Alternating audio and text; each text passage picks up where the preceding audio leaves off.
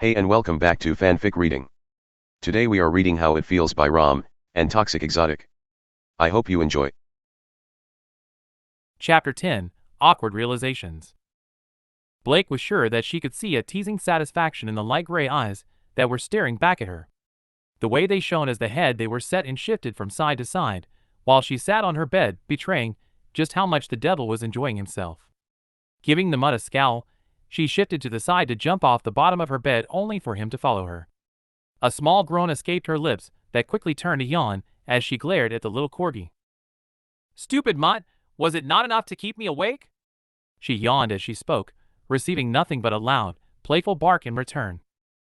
"Zwei," Ruby said firmly, her head popping out of the bathroom door that was near the foot of her bed, just enough to where Blake could see the bare shoulders of the girl she was dating.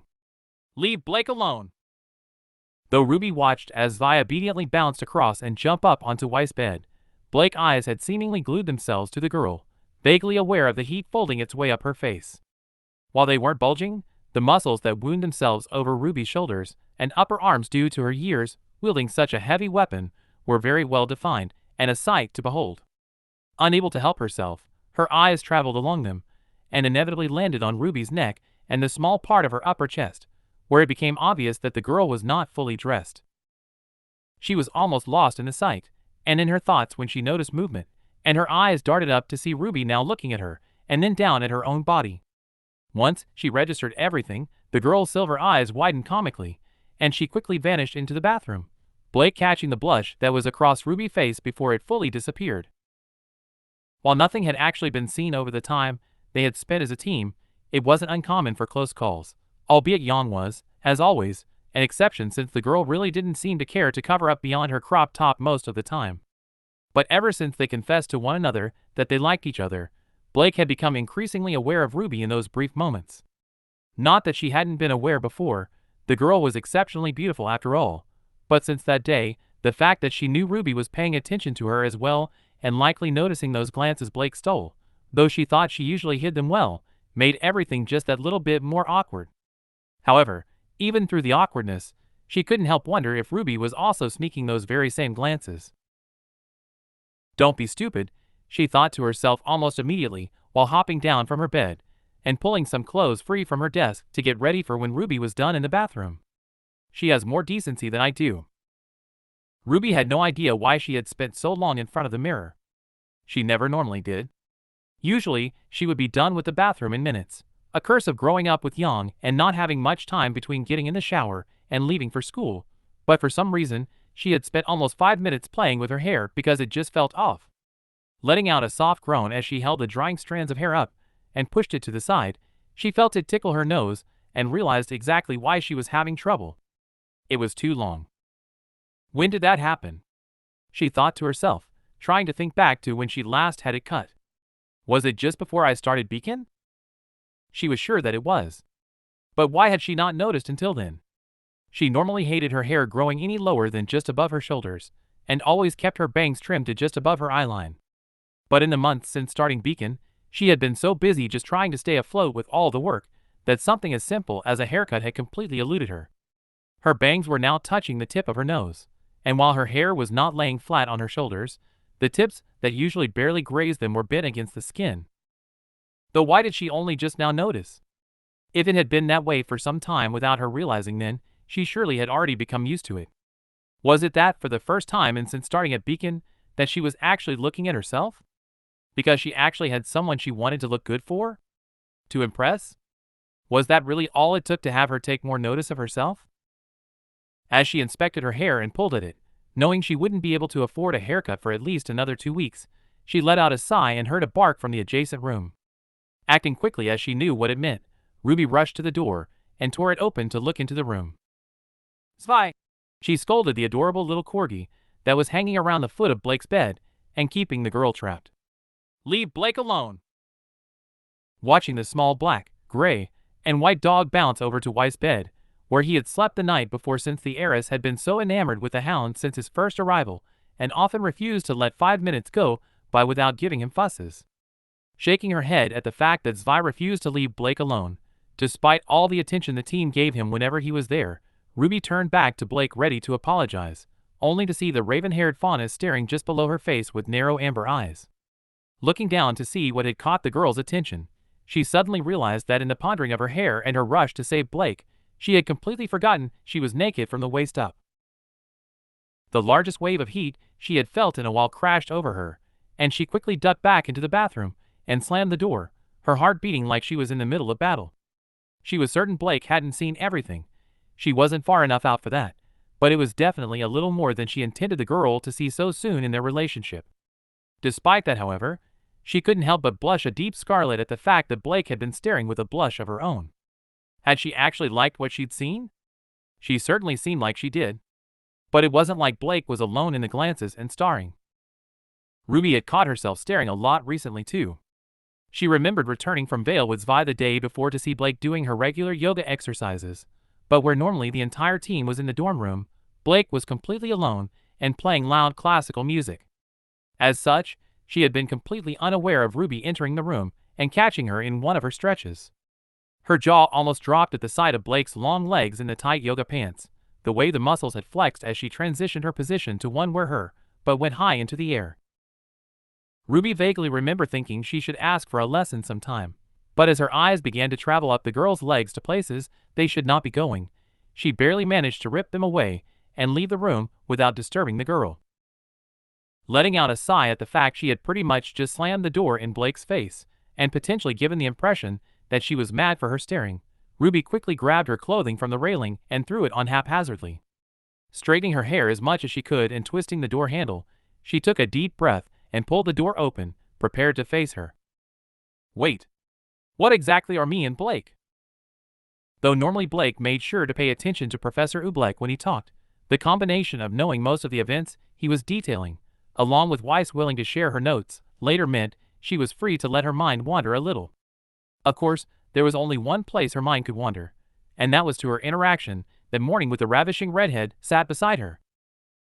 After Ruby opened the bathroom door, Blake had noticed confusion in the girl's silver eyes, as well as the bright red blush on her cheeks.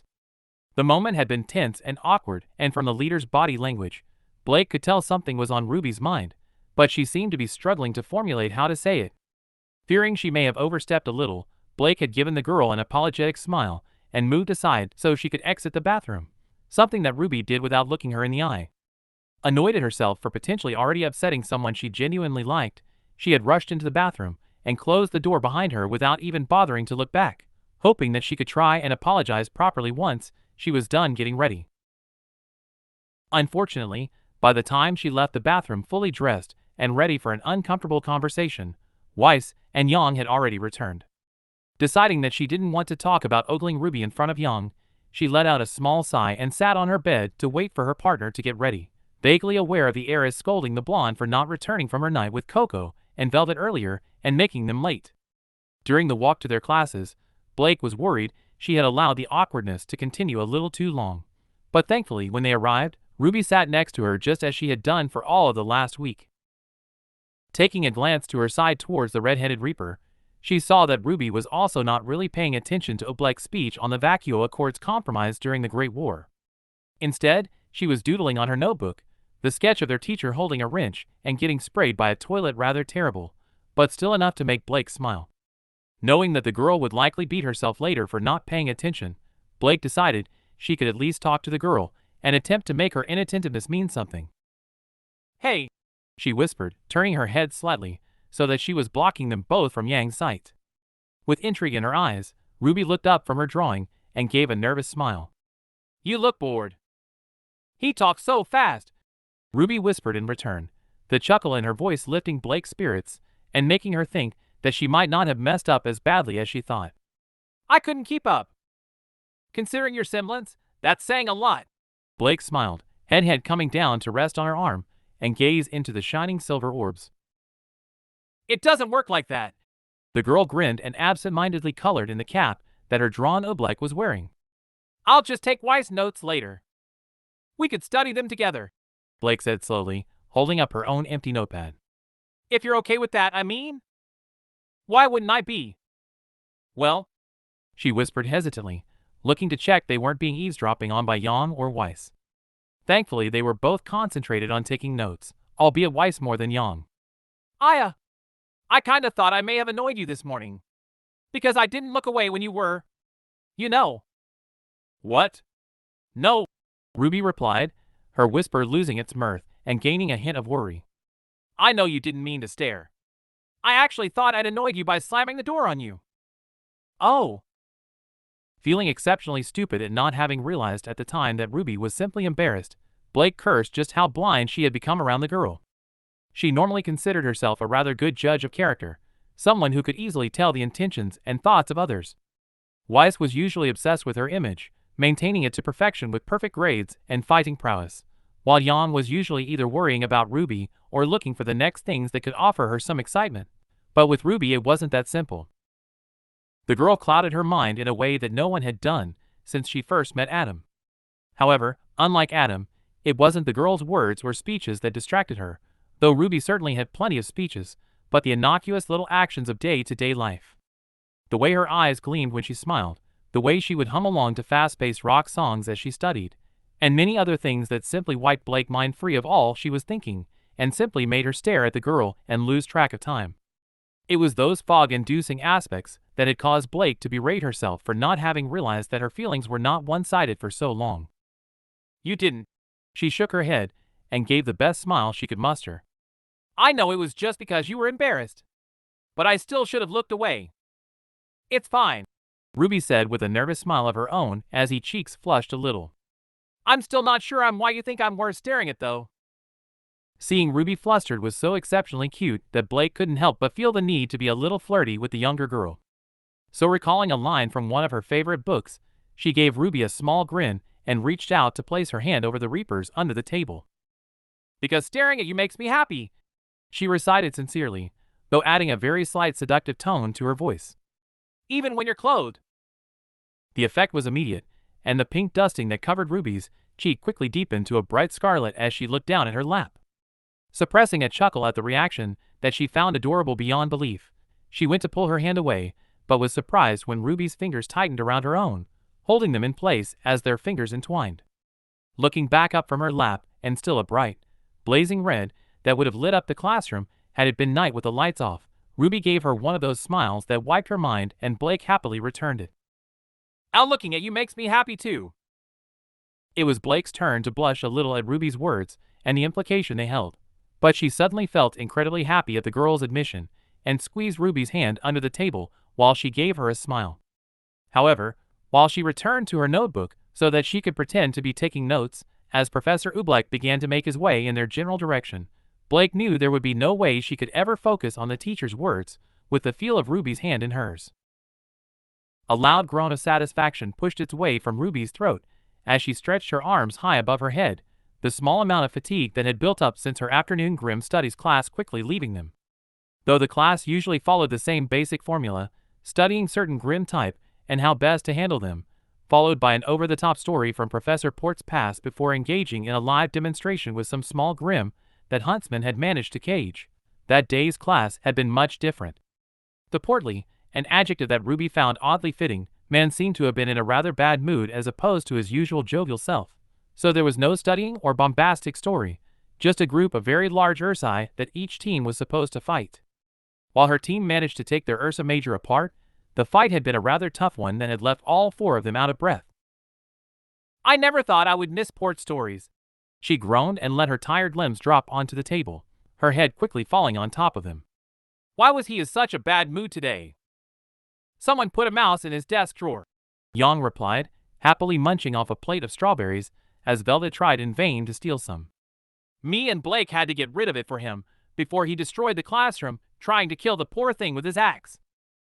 So that's what Fox was doing with it. Velvet sighed and shook her head, though a smile appeared on her face as Yang passed her one of the berries and blew her a kiss. It was a pretty lively one though. How long were you chasing it? Almost a minute, I think. Blake shrugged, taking a bite of her tuna sandwich. Did give us a good runaround though. Like a game of cat and mouse. Yatsa chuckled to himself, only to receive a hard punch to the arm and a pointed glare from his faunest partner. Immediately, his chuckle subsided and his face became quite sorrowful. Bad thing? Velvet gave him a short nod which caused him to turn his head to Blake and bow slightly. My apologies, Blake. It's fine, Yatsu. Though normally Blake would scowl and be very snarky to someone who made derogatory statements towards the faunus, almost everyone who knew Yatsu also knew that he never meant to say a bad thing.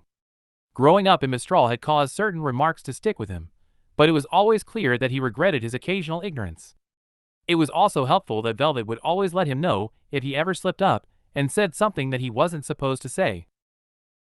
As Velvet comforted her exceedingly large partner, Ruby turned to look at Blake to check she was okay and received a smile from the raven-haired faunus, who still looked exceptionally beautiful despite the faint black bags under her eyes.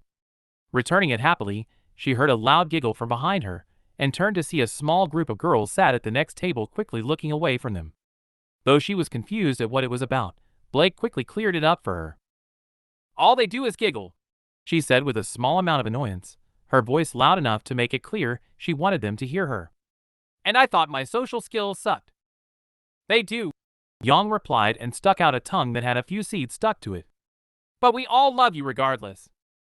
"Blake's are better than yours," Ruby interjected to defend her. "Damn it, what are we?" "What? People love me." "She's kinda right, babe." Velvet chuckled and took Yang's hand, despite her words earning a raised eyebrow from the blonde. "You make a lot of inappropriate jokes to people you don't know, even Coco's brother." "That was one time." She pouted and bit into another strawberry. "And Toma started it."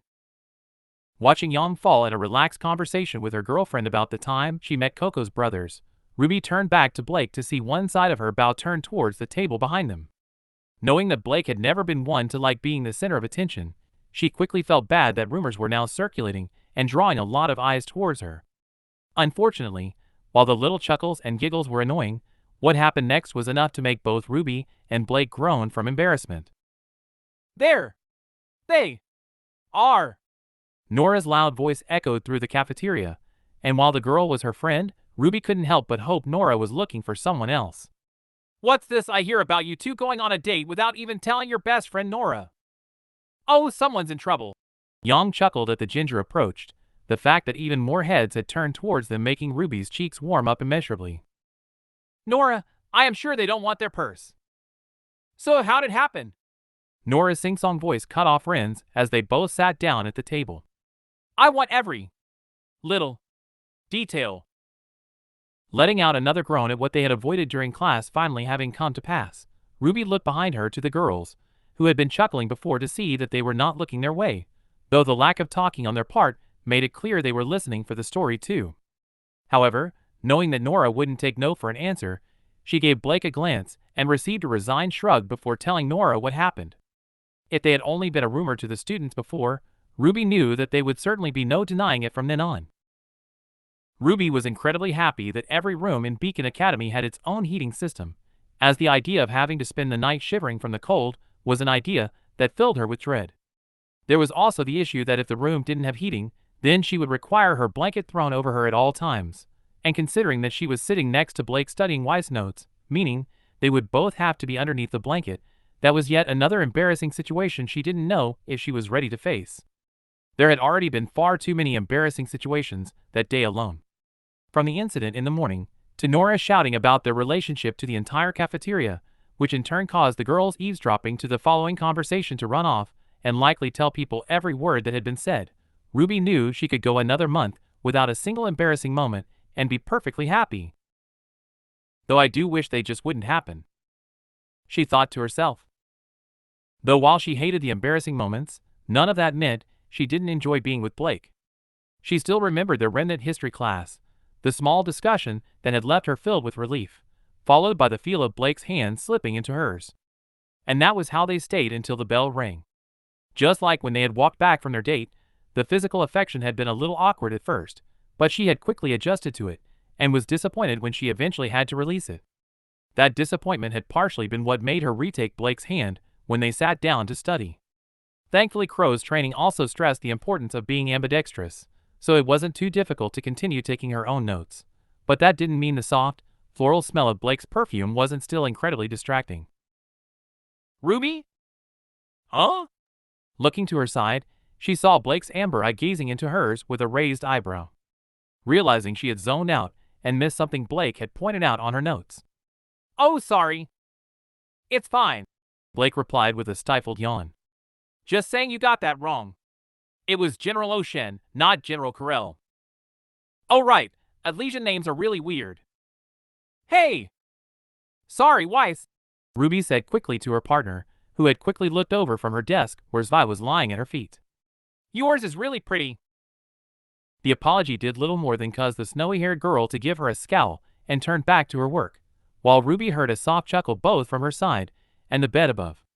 Turning back to the faunus girl beside her, she saw a smirk on Blake's face and let one pull at her own as they both turned back to their notes. Correcting her mistake, she turned the page of Weiss' notes, knowing that Blake had likely finished with it long ago. As she turned it, Blake let out another yawn and Ruby turned to look at her. You okay? She asked curiously. It was unusual for Blake to be so tired that she would yawn so frequently, but Ruby had also noted throughout the day that the girl seemed more sluggish than usual. Yeah, just tired is all, she replied with a short nod. I didn't sleep very well. Because of Zvi? Ruby asked, knowing that the girl struggled to adjust the last time they'd been charged with looking after the little corgi. Before replying, Blake wrote out something on her notepad, but Ruby could tell from the way the pen was slowly scratching across the paper that she was using the time to think out her answer. However, after the sentence was finished, she gave a very small jut of her head. A little? Sorry, Ruby said sullenly, hating that she was putting Blake in that position. It's not your fault.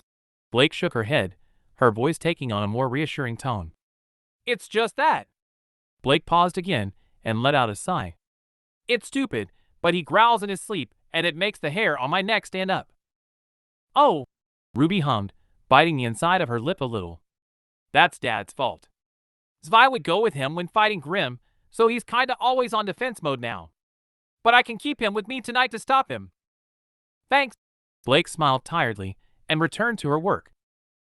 A couple more minutes passed in near silence, both of them simply reading the Weiss papers and taking notes while quietly discussing certain points.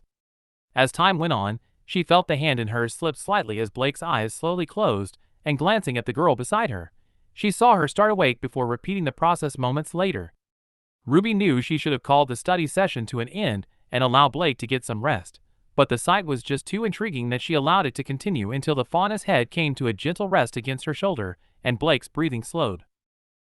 It was rare for Ruby to see Blake relaxed, the girl more often than not constantly looking over her shoulder or watching everyone like a. Would it be offensive to say cat? But looking at her now, as the slow breathing shifted the threads of annoyingly long hair on her shoulder, it was hard to believe that such a girl was a trained warrior, let alone that she could ever have such a horrible past. The usually sharp features looked exceptionally soft as she slept, the high cheekbones muted a little as the cheek muscles relaxed and filled out the face into a slightly rounder shape, the way her perfectly sized nose flared with every breath and her lips parted slightly. Every single inch of Blake's face was perfect, something Ruby could easily see on the cover of one of the fashion magazines that had never really interested her. But how on remnant did she manage to get such a gorgeous person to even look in her direction? Ruby thought of herself as rather average at the best of times, but she generally liked what Yang had always referred to as her goth tomboy hybrid charm. She had never been one for dresses or fancy shoes, and the most she ever wore that could be considered remotely girlish was her combat dresses, but even then she often wore both her hood and a pair of boots. She knew that if Blake ever did grace the front of a magazine, then to stand beside her would make everyone question what such a beautiful person was doing with a plain girl like herself. But despite all those doubts, she knew that none of them really mattered for who they were. They were huntresses. Whilst huntsmen and huntresses were usually in exceptional physical condition due to their training, it didn't matter what they looked like. The Grimm certainly didn't care, the media rarely attempted to distract them due to knowing they were often busy, so maybe that was Blake's thoughts. Maybe it was because of those things that Blake didn't care that Ruby was so plain. After all, it wasn't like Ruby cared that Blake was gorgeous. Sure, she liked it, and certainly appreciated it, but it was more who Blake was that she liked so much. The good-hearted woman fighting to do good despite her past was everything Ruby wanted, and whatever body that came in was irrelevant to her. Vaguely aware of shifting above her, Ruby reached out and removed the notepad that had fallen to Blake's lap at the same time her head had fallen to her shoulder, nimbly placing the cap of the pen back into place with one hand, as even thought the girl was asleep. Ruby still didn't want to let go of the warm hand in hers. Tossing her own aside to be finished in the morning, Ruby leaned back against the wall and let her head fall gently against Blake's as Yang's head appeared dangling from the top bunk. "Hey, sis," the blonde whispered with a smirk, her eyebrow wiggling suggestively. "What's happening down here, huh?" "SHH." Ruby hushed her loudmouth sister, whose attempts at whispering were still almost as loud as the average person's normal talking voice. "Blake's asleep." "About time. I thought she was gonna pass out after ports class," she sighed, her voice actually dropping but still loud enough to make Blake's ears flick a little at the sound. "Dad's mission should only be a couple of days, so's I won't be here long. Delivery missions are rather simple." Though Yang's voice was steady, Ruby knew she was just as worried about their father as she was when Coco and Velvet were away. No matter how simple a mission was, things could always go awry. "I know," she said with a nod, the small movement causing Blake to let out a soft hum that almost sounded like a purr, not that Ruby would ever dare bring up to her. Thankfully, the breath that escaped the girl's lips was enough to once again disturb the much too long hair and remind her of a question she had for her sister. "Hey, Coco does her own hair, right?" "Yeah? Do you think she could do mine sometime? It's getting a little long, and we don't really have time to go to Vale until our break next week." "I was about to say," Yang chuckled gently. "It hasn't been that long since you were 12. I'll ask, but I doubt she will say no. Anyway, I'm going to sleep since we had that morning practice session. Don't stay up too late." "Night," Ruby replied, shaking her head lightly as Yang gave her a wink. "Night, Snow Queen." Watching Weiss raise a hand in return to Yang's words, Ruby relaxed back into Blake and the wall and let out a small breath. Tomorrow's training session was much earlier than usual as it was the only time they could get the training room, so Nu Yang was right in saying she couldn't stay up too late, but looking to her side, she couldn't help but want to stay where she was for a little longer. Tossing it over in her mind for a minute or two as she watched Blake sleep, she finally landed on a decision. 5 more minutes won't hurt. Notes. Hello, Raalm here. So I have now officially returned to writing, and don't plan on taking any breaks until the series and my freezer burn series is done. Though I did see the doctor today about stuff, and he is thinking I may potentially have a kidney stone, just waiting on some blood test stuff first to check infection, so that no break thing might not hold XD anyway. Enough about my body trying to kill me for the umpteenth time, on to the chapter notes. As me and Toxic have said, in comments and in the notes, we are not straying away from physical attraction in this series. We find it to be just as important as the emotional attraction, so will be explored too. This chapter is the start of that. Fortunately, the two share a room, so certain occurrences may be more likely, and allow us to lead into those aspects a little easier. But as you can see by the latter half of this chapter, there will rarely be just physical attraction in a scene, so hopefully there is a little something for everyone by showing them both either drooling or being cute together XD. Anyway, that's it for me. Thank you everyone who keeps reading and giving feedback. We love you all and reading the comments is something that always makes us smile. Toxic's note. Heya, Toxic here, thanks for sticking with this story and reading it. When I started this story with Raalm I didn't think it would get this much attention. Not BC, he's a new author to AO3, but BC before this I didn't really have much writing here myself. I look back at what I have and cringe hard. Anyway, my point is thanks for reading and leaving feedback. I really enjoy seeing people enjoying what I write/edit with Raalm, and you guys really have no idea what's in store. Chapter 11, Training and Regret. Alright, Team RWBY. Everybody in the room let out a low groan, even Blake herself. Though Ruby was apparently quickly recovering from her post-awakening grogginess, the rest of the team were far from catching up to the young Reaper, even Yang, who was normally quite capable of receiving a random burst of energy from nowhere. While Blake had slept rather well the night before, it was very clear that Weiss had not. From what Blake could tell, having found the girl splayed out on her work desk, the heiress had been up until the early hours of the morning getting ahead on some work for reasons Blake didn't know, but the resultant lack of sleep had left her in a more bitter mood than usual.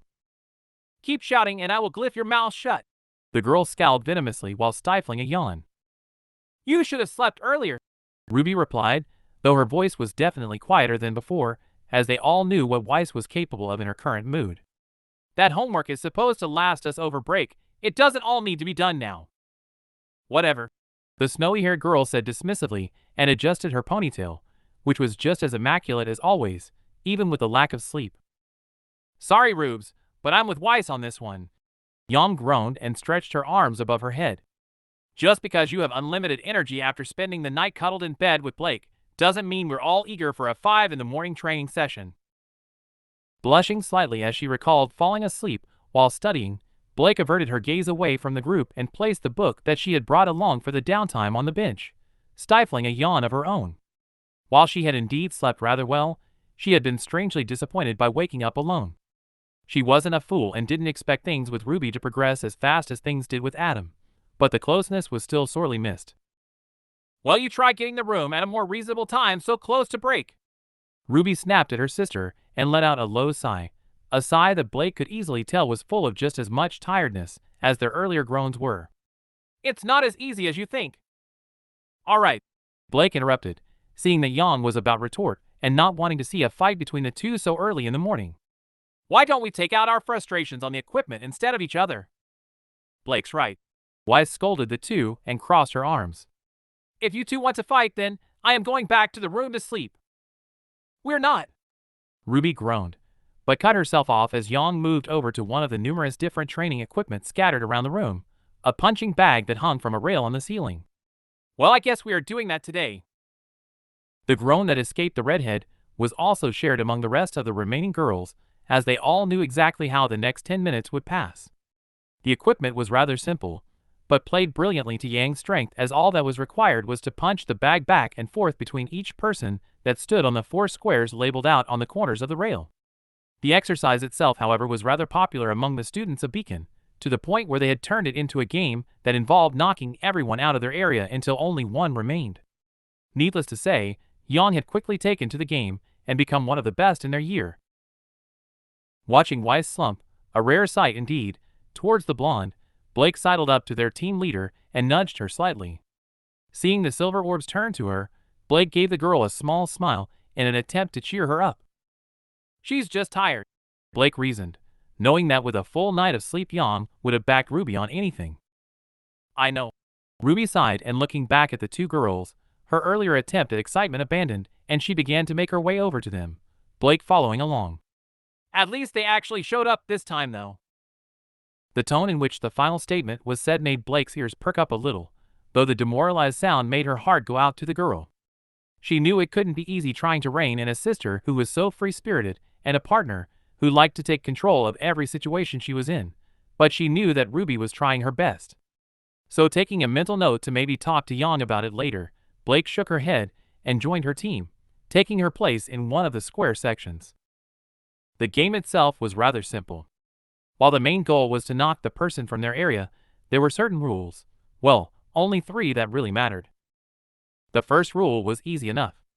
Should a person place 1 foot out of their area, they were out. An easy rule to understand, but one that still caused a few arguments from time to time. The second was also a simple one, but an important one nonetheless, as it kept things fair. No semblances. Aura channeling was fine, but under no circumstance were you allowed to use a semblance, as those with strength-based ones were at a natural advantage. That rule was one that Yang had always said was dumb. The third rule, however, was the one that made things a little trickier. Whenever someone hit the bag to someone else, they had to call out one of 2 words: block or deflect. Should they call out for a block, the person on the receiving end would have to stop the bag completely. If deflect was called out, then the receiver would have to force it to another opponent while maintaining as much of the punching bag's momentum as possible. Everything else, however, was fair game. People could hit the bag as hard as they wanted, and to whoever they wanted, and naturally, since Beacon was a combat school, the game became rather competitive despite its simplicity. "Everyone ready? Let's just get this over with so we can move on to something that isn't a huge waste of time," Weiss replied to the blonde bitterly, having never really taken to the game very well. "You just hate it because you can't dodge it like you do everything else." Yang shrugged and prepped to start. "But unfortunately, Princess, some things just have to be blocked." With very little warning, Yang thrust her fist forward and sent the sandbag careening towards Weiss. Contrary to popular belief, however, Weiss was rather good at blocking. With her aura constantly being trained due to her semblance playing such a huge role in her fighting style, she had almost as high a wellspring as Yang herself. And though like both Ruby and Blake she preferred to dodge and deflect, the heiress wasn't afraid to spend a little to take a blow head-on. So with a slight shimmer of pale blue to show her aura activating, her arms came out with her forearms crossed to stop the bag dead, a slight puff of dust billowing from the leather. I don't need lessons on how to defend from someone who is always getting hit, Weiss sneered, despite having just used a block that Yang had taught her. Deflect. Rearing her hand back, Weiss used a flat palm strike to send the bag towards RWBY. By choice. Guys, enough. Deflect. RWBY groaned as she twisted her body and slammed both of her hands into the side of the leather to send it towards Yang, the move one that Blake could have sworn she had seen in one of the leader's manga. It's all in good fun, sis. Deflect. Yang replied and twisted her body similarly to RWBY, but delivered an uppercut to the bag that increased its speed notably as it zoomed towards Blake. Until one of you takes it too far and the other gets annoyed. Deflect. Blake countered Yang's claim while reaching out with one hand to slow the bag enough to elbow it with her other to Weiss, having seen one of them get annoyed at the other's ribbing more times than she could count. Block. Weiss' hand slamming into the bag and emitted a brief flash to show she had channeled some aura into the hit, something she had likely learned from Rin, as the two studious students had struck up an unsurprising friendship. However, while the bag was little more than a blur as it streaked past Blake towards Yang, the blonde was practically unfazed and simply stopped it with a single hand, though the force behind it still made the wild mane of hair billow out behind her. Gotta take more than that, Prin. Yang! Both RWBY and Blake said quickly, but they were too late. Stop calling me that! Weiss snapped almost immediately, her eyes flashing dangerously. Do you always have to be so condescending? The nickname was one that Weiss hated more than any other, and everyone knew it. And while the team was allowed a certain leniency, just like how Blake allowed the occasion animal pun from Yang as she knew it was only playful, that leniency always came to an end when Weiss felt it was said in any way other than friendly. Case in point, Blake groaned as the usual having happened yet again. Clearly though, even through the tiredness, Yang knew she had messed up and her face fell a little. Sore. Whatever. Weiss interrupted, her tone one of indifference to show the apology was not accepted and that she was done talking. Will you two just stop? RWBY cried in her own annoyance, her arms tensed at her side. Can we just have one training session without a fight or an argument? Sorry, Rubes. Yang replied with disappointment tinging her tone, though Weiss remained silent. Pulling her arm back, she punched the bag again towards the younger redhead. Deflect. Beyond the rattle of chains, as the bag drifted towards the girl, Blake picked up on a small sigh from RWBY's direction and changed her earlier note to definitely talk to Yang about it later. However, there was unfortunately nothing she could do about it until then, so preparing to intercept the bag as it came her way, Blake resigned to simply getting the training session over in peace, something that was far more possible with Weiss refusing to talk. Stretching her back as she looked up from her weapon, Blake glanced over to the partners on the other side of the room. Weiss had refused to even talk to Yang since the training session, let alone sit next to her for their classes, so if only to ease the tension a little until they inevitably made up, RWBY had decided that the two should stay separate for a while so that Weiss could cool off.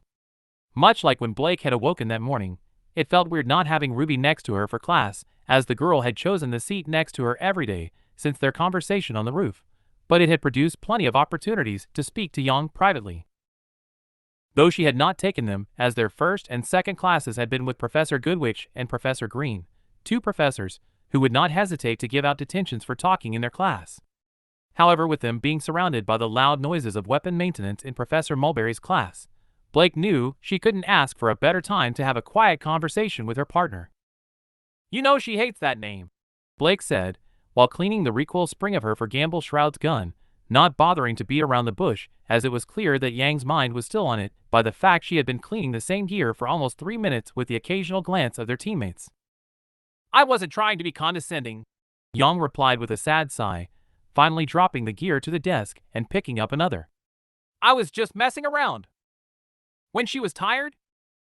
Yes. Stupid idea, I know.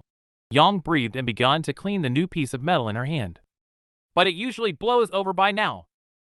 She's under a lot of pressure at the minute, Blake said simply and slotted the freshly oiled spring back into its place.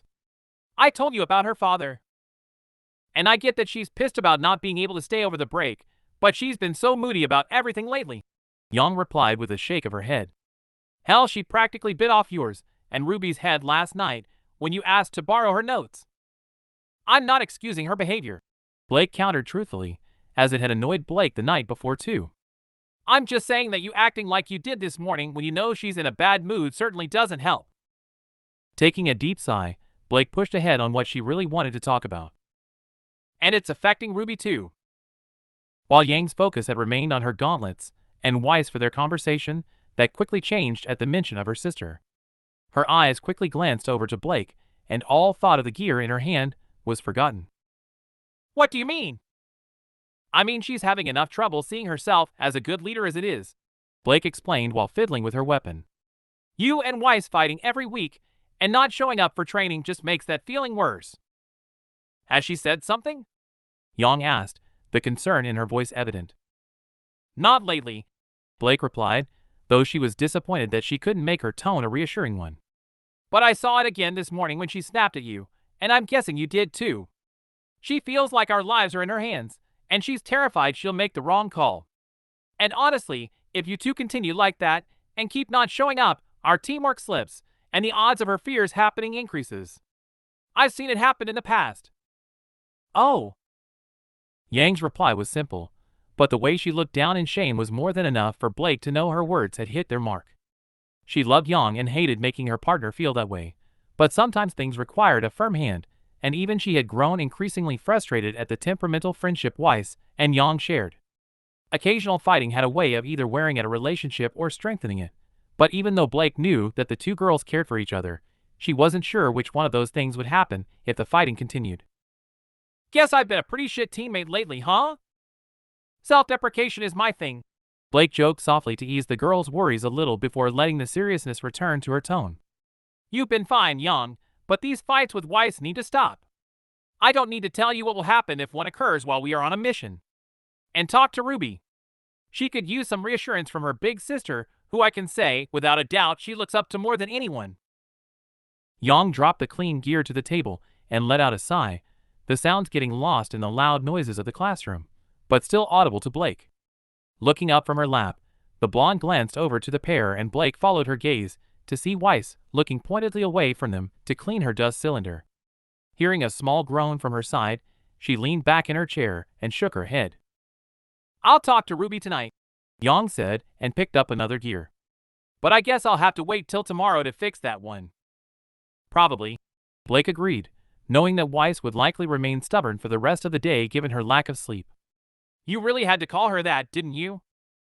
I didn't mean to, Yang said in a low voice and held up the gear to remove a small speck of red that covered the silver metal. It just slipped out. You know I just say dumb shit sometimes. Something else you should probably work on, Blake replied with a raised eyebrow. I know, Yang said, the lack of a witty counter surprising to Blake. But I guess that's still how her life seems to me. With all the stories I read to Ruby as a kid and how perfectly Weiss appears to fit the princesses from them, it keeps slipping my mind that her life wasn't like that at all. I get that, Blake hummed in admittance, understanding how Yang could have that problem. There are still days when I see her as more of a Schnee than as just Weiss, and I'm sure she still has her days where she sees me as White Fan. It honestly makes me wonder if Professor Oshpin could have made a more dysfunctional team if he tried. It wouldn't surprise me if he knew what would happen before we even entered the forest, Yang countered as she started to reconstruct her gauntlet.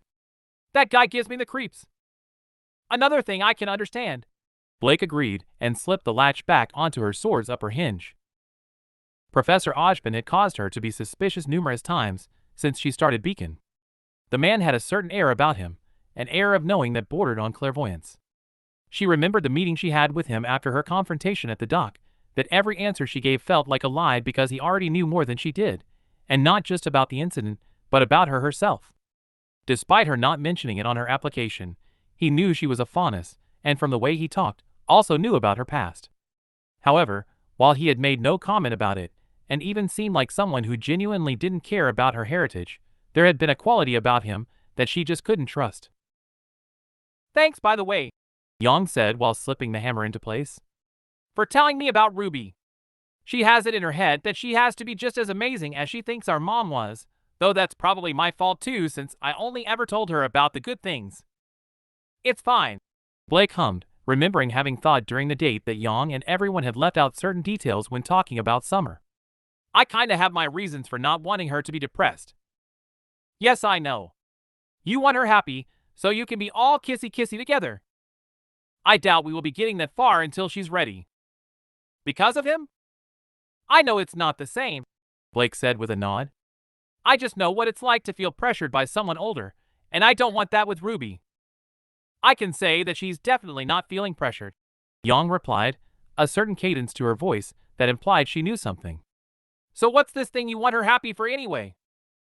Well, despite it being in 3 days, she had still not talked to Ruby or Yang about the party, and since Weiss was still refusing to go, Blake felt safe in believing the heiress had not said anything either. Neon. Ugh. And Flint are throwing a party in the transfer dorms, and I was thinking it might be a good second date. Receiving a raised eyebrow from the blonde, Blake looked away to save herself from Yang potentially seeing the blush that may have been painted on her face. Okay, well, putting aside the fact you have known about a party and not told me about it, she said with mock scolding in her voice. Are you of all people really considering going to a party of your own free will? I'm not completely against group interaction, Yang, Blake chuckled, casting her partner a sideways glance. Weiss, on the other hand, is refusing to go. Yeah, I know, Yang said immediately, holding her reconstructed gauntlet and extending it to check everything. We may be in the middle of a falling out, but she is definitely going. Figured as much, Blake replied and finished reconstructing her own weapon. But yes, I'm pretty confident now that she won't say no, but I'd still really like her to be happy for the date. Then I will make sure she is, Yang said firmly, the certainty in her voice telling Blake that there would be nothing more important to the blonde in the coming days than to make Ruby happy. Thanks. Giving her partner an appreciative smile and earning a nod in reply, she turned to look at the younger sister across the room so see her watching them. Unlike most, the Reaper's weapon was resting at her side, as it had likely been finished long ago. Catching the beautiful silver orbs that were eyeing her and Yang with intrigue, she raised her hand slightly, and saw a soft smile break out on the girl's face, one that she happily returned. With lunch being next, and having not talked with Ruby much that day, Blake hoped that she would be able to enjoy her leader's company for a little while, just in case the other 2 members of their team needed to be separate a little longer. Chapter 12. Shocking Schnee. Ruby took in a deep breath as she entered the workshop, the smell of dust, metal, and smoke filling her senses and creating a sensation many would find weird given her current location. Comfort. While the loud noises, hints of sweat caused by the heat, and potential risk for random mini explosions caused most people to be annoyed and eager to leave, the workshop was one of Ruby's favorite places in the world. Unlike the workshop back at Signal Academy, that was little more than 2 rooms, the one at Beacon was huge and comprised almost an entire building. In the central room was the forge itself, the massive metal contraption constantly spewing enough heat to crack lips should someone stay close for longer than a couple of minutes. While most of the main room was stone-floored, the stone partially cracked around the furnace itself, there was also an area that was tiled where numerous tables were placed so that people could sit and work on their weapons. Along the 4 walls were also normal-looking doors, each one leading to a more private room where people could work in peace. Between each door were rows and rows of tools of all kinds, and the furthest wall was mostly a screen door that had a few fans drawing the heat out and was always drawn aside to stop the heat getting too much. The whole place was like heaven to her, not only because she could take care of her precious crescent rose, but because everyone's weapon was on full display for her to drool over with impunity. The reason she knew that wasn't exactly normal behavior, however, was that her partner beside her was sighing, just as she always did when they visited the workshop. Turning to her side to watch the heiress, she saw that Weiss' nose was upturned and her eyes were staring scornfully around the room. With all the money Beacon has, can they not afford a retractable roof so that it doesn't smell like the sweat has never been cleaned from the floor? Weiss said, annoyance tinging her tone as they made their way towards an open table. It's not that bad, Ruby replied and pulled her partner to the table she favored, mostly due to the fact that a previous student had scratched little plans into the wood, one of which was a scythe. We're only here to do our ammo anyway, so we won't be staying long. I still find it incredible that you sound so sad when saying that. You know I can do your dust for you if you don't want to be here? Ruby said, knowing what the reply would be, so was completely unsurprised by the fact that Weiss' scowl turned on her instead of the room. You know how I feel about us all doing our own dust, the heiress replied as she sat down and placed her rapier on the table. Right. Ruby chuckled nervously, tucking her shirt further over the 3 black handgun magazines stuffed into her belt before playfully reciting wise words. We all need to acquaint ourselves on the proper ways to handle dust, and know how to craft it into bullets with as little effort as snapping our fingers. Don't be a pest, Weiss tooted while removing the chamber from her weapon. Sticking her tongue out at her partner, Ruby placed her sniper scythe on the table along with a stack of her own magazines next to it. I'll get the dust. I'm low on fire, and Air, could you grab me some while you get yours? No problem, I got you. Leaving her partner behind, Ruby made her way towards one side of the room and pulled open one of the doors, a small cloud of red mist falling from the hinges. Gazing at the cupboard contents, she saw boxes upon boxes of various dust types. The boxes themselves were made of a special material that was airtight to stop potential leaks that would result in random explosions, though enough of them tended to happen in the workshop anyway. Leaning down to pick up a basket, she filled it up with all the vials, tubes, and crystals she needed and left the room, jotting her name and what she took on the clipboard that hung on the wall. While most of the common forms of dust were free for students to use, every student was required to log what they used. There were also rarer forms of dust that weren't free. Gravity dust was one such thing, as it was one of the rarest natural dust types, and was only found on anima. Another was lighting, that while could be formed with fire and air, the process was rather delicate, so stocks could be taken if need be. So, bestie, she said and sat down, placing the basket on the table between them. Fortunately, Weiss had already retrieved the tools they needed for the casings, so she could get started on her work. How's your day been? I spent my day with you, Ruby. Yeah, you did. Ruby grinned happily at the white-haired girl, who rolled her eyes in response. So it had to be amazing, right? It was what I have come to expect from a day with you. Weiss shrugged noncommittally, while pulling a couple of boxes from the basket. A muddy dress, less standing trees in the forest, and cafeteria being out of cookies after our visit. So what I'm hearing is that it was super awesome.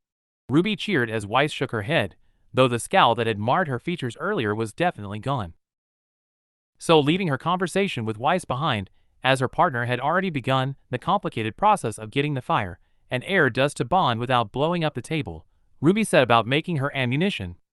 Pulling a few trays of casings and hollow point bullets towards her, along with some tools, Ruby gently went about crumbling the dust into smaller sections. It was tricky work as she had to be careful not to ignite it, but she made quick work of it before putting them into one of the mini mortar and pestle she'd brought over to work with, grinding the dust into smaller and smaller parts until it was a fine powder. Once that was done, she picked up one of the rounds before putting it back down, noticing a small deflection that would cause a small issue in accuracy.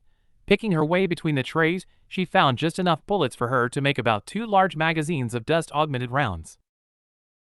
Setting aside the hollow points that she was going to use, she picked back up the dust she grabbed and decided to do something different, with one of the mags drawing inspiration from the mag that Weiss handed to Blake before the train incident. She also sneakily grabbed a tray of 9mm bullets and started grinding up a few different types of dust to make a few mixed mags of dust for the faunus, curious as to what would be the response from the quiet girl. Following her inspiration, Ruby started a mag rotation of making 2 earth dust then 1 air dust and marking each with the appropriate pattern, earth to make heavy ammo and air to have knockback. It would make for an interesting combo against an opponent that relied on movement, she mused to herself. When she was finished, she started another mag of standard ice augmented rounds, well as standard .50 caliber hollow point sniper rounds could be, which were normally reserved for hunts that went against more heavily armored targets than she faced. While the work itself wasn't the most interesting, Ruby had become rather proficient at the task. Putting the dust into the tip of the hollow point and sealing everything had become such a second nature during the years that she could at least let her mind wander a little. And just like every time she had allowed it to wander lately, her thoughts turned to Blake. The fetching faunus surprised her that morning by asking her to stay back in the room and talk before they left for breakfast, and she had happily obliged. To her surprise, Blake had asked her to a party of all things. Never did she think that Blake would be willing to go into a crowded room by choice, but for them to be so public when Ruby knew Blake was already struggling with the extra attention made her hesitate with her answer slightly. Fortunately, Blake had been quick to assuage her caution and ensured her that she was okay with it since the whole school already knew, so her hesitancy only lasted a couple of seconds before she gladly accepted the invite. Having a second date with Blake lined up had put Ruby in such a good mood that she had dragged Weiss off to the forest to hunt Grimm and brag about the upcoming party. "So," Ruby said slowly, placing her crystals aside, as she saw Weiss set down 2 yellow crystals on the table and wipe her hands clean on a towel. "Are you really thinking about not going to the party?" During her bragging session, Weiss had revealed her foolish intentions of not wanting to go to the event. However, as her bestie, Ruby decided that it was her job to make sure her partner had some fun. Fortunately, she knew that you had to take things slowly to convince Weiss of something she wasn't keen on. "There is no thinking, Ruby," Weiss replied, and picked up a fire crystal and air crystal. "I am simply not going." Ruby had always found the process interesting, so watched intently as Weiss held the 2 crystals close to each other and began to gently channel her aura between them. She knew from experience just how volatile the process could be, so to watch Weiss delicately balance the red and white streams that were flowing into each crystal. After a couple of minutes under the heiress' care, both crystals began to change color, the white darkening and the red lightening until they were both a striking yellow. As was normal, a few small chips had crumbled away from each crystal as it had unwound its transformation, and Weiss quickly placed the new lighting crystals on the table before cleaning her hands again. "But why?" Ruby asked while continuing to sort out her bullets.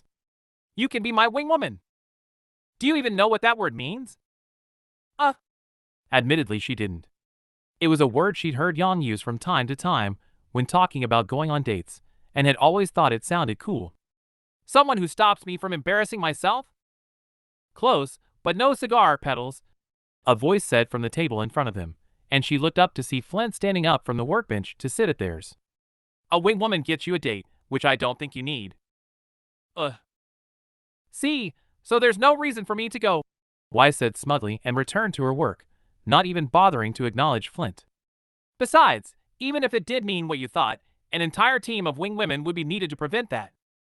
"I dunno, Schnee." Flint chuckled amusedly and pulled his weapon from behind his back, a rather ordinary-looking trumpet that Ruby knew fired wine dust everything he blew on it. "From what I hear, you have a concert coming up. Listening to me bring the house down might give you some inspiration."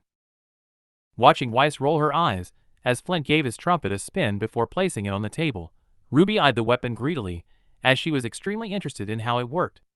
However, she had unfortunately learned the hard way not to touch the weapons of people who were not her friends after a third year had scolded her for getting too close to her twin chainsaw shields. "You are simply contributing to the reasons for me not to go," Weiss replied stubbornly, though her eyebrow raised as she gave Flint a sassy glare.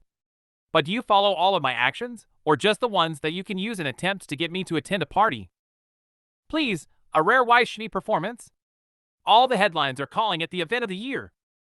"I already performed this year." Weiss shrugged and picked up some water and wind crystals to fuse them, the process of making ice being much easier than making lightning dust. "If I could give you my spot, I would." Though Ruby could hear the sincerity of that statement behind the dismissive tone, Flint clearly didn't and gave the girl a small scoff as he picked up a lightning crystal and inspected it. "Sure you would," he said dismissively, placing the crystal down before picking up a fire and air crystal with one hand and turning back to Ruby. "So are you and Blake definitely coming?" "Yang and Weiss will be there too," she replied, her eyes immediately darting to the boy's hands as she noticed he had begun to transform the crystals. "I will not," Weiss replied with the stubbornness returning to her voice, her eyes also noticing what Flint was doing. "What do you think you are doing? Be careful." "Simmer down, Schnee," he said with a shrug, not stopping the aura flow for a second. "Neon should be glad to hear Yang is coming. She ain't stopped going on about partying with her since our fight." "Yang loves parties," Ruby said while carefully watching the transfer, worried that he might mess up the delicate process. "She just needs to be asked." "Weird," Flint hummed absent-mindedly to himself. "Neon said she invited her to a couple." "Oh well, the girl is zooming around so much that she probably forgot to give your sister details." While Ruby knew that likely wasn't the case, she decided not to mention it, and instead returned to slowly making her bullets while keeping one eye on Flint. "Anyway, be sure to tell her this is a school-sanctioned event so there won't be any owl." "For Raalm's sake, will you pay attention to what you are doing?" Weiss blurted out angrily, interrupting the boy's words and causing both of them to look at her. Contrary to Ruby's suspicions, however, Flint let out a soft chuckle and placed his hand on the table, removing it to show two perfect lighting crystals that had even less chipping than Weiss did. The irate girl's face immediately formed into a scowl as she picked up one of the crystals to inspect it, but even Ruby could tell it was practically flawless. "I've been making those since I was 8. Flint shrugged, though Ruby could definitely see it was a subtle jab at Weiss that didn't go unnoticed by the heiress. "Guess it's easy when you got the soul for it." Picking up his trumpet and giving it a spin, Flint stood from the table.